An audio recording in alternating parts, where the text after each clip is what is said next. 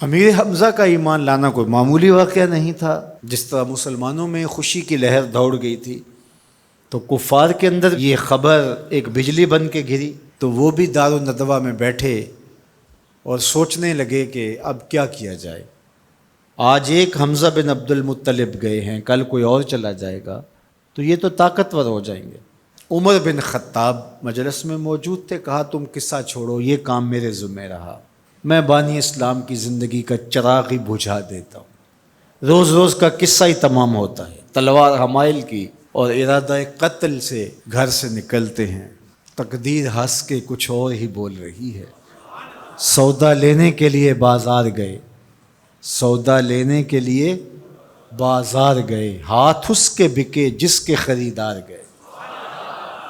تلوار حمائل کی ہے، بانی اسلام کی زندگی کا چراغ بجھانے کی آرزو ہے، گھر سے نکلتے 22 سال کی عمر ہے، جوانی ہے، بانکپن ہے، چہرے پہ جلال ہے، خطاب کا جری جواں بیٹا ہے۔ راستے میں ایک صاحب ملے، دیکھا اور کہا کہ کیا تیور ہیں اور ارادے کدھر کے ہیں؟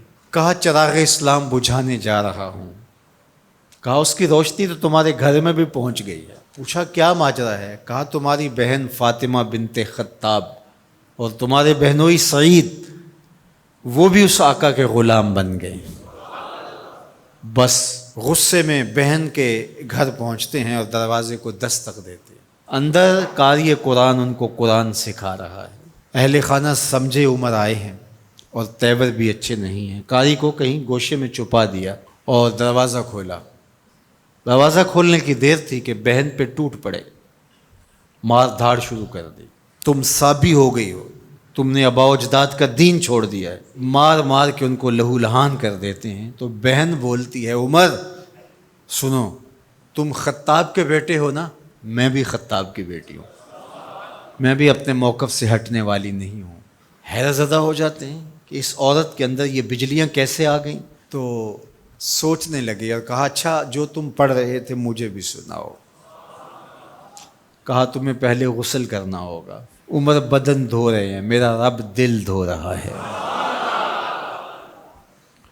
اتنے میں قاری قرآن کے ورق لے کے آ گیا اور تلاوت ہوتی ہے طٰہٰ ما انزلنا علیک القرآن لتشقیٰ، اے 14ویں کے چاند محبوب، ہم نے قرآن اس لیے نازل تو نہیں کیا تھا کہ آپ مشقت میں ہی پڑ جائیں۔ تلاوت ہوتی جا رہی ہے، عمر کی آنکھوں سے آنسو ٹپکتے چلے جا رہے ہیں۔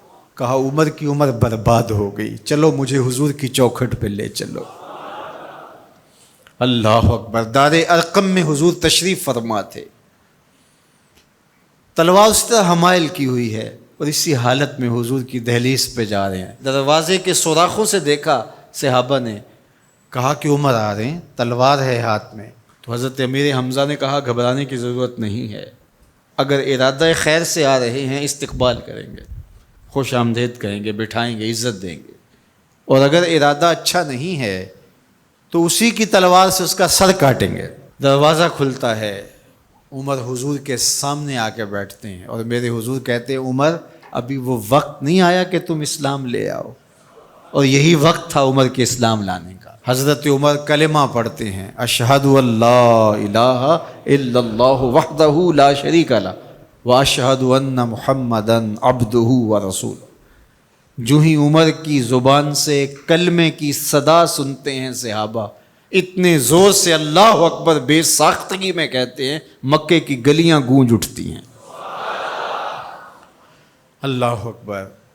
اب ایمان لانے کے بعد جناب عمر حضور سے پوچھتے ہیں کہ حضور ہم حق پہ نہیں ہیں؟ فرمایا ہم حق پہ ہیں، اللہ کا دین سچا نہیں ہے؟ کہا اللہ کا دین سچا ہے۔ کہا کہ آپ اللہ کے سچے رسول ہیں؟ فرمایا ہاں میں اللہ کا سچا رسول ہوں۔ تو کہا پھر ہم چھپ کے نمازیں کیوں پڑھیں؟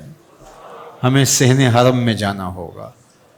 مسلمانوں کی 2 صفیں بنتی ہیں 20-20 افراد کی، ایک صف کی قیادت حضرت عمر کرتے ہیں، ایک صف کے آگے حضرت امیر حمزہ چلتے ہیں، درمیان میں میرے حضور ہیں، اور صحن حرم میں پہنچ کے رب کی نماز ادا کی جاتی ہے۔ حضرت عبداللہ ابن مسعود رضی اللہ تعالیٰ عنہ فرماتے ہیں عمر کا اسلام لانا مسلمانوں کے لیے عزت کا سبب بنا، وقار کی علامت بن گیا۔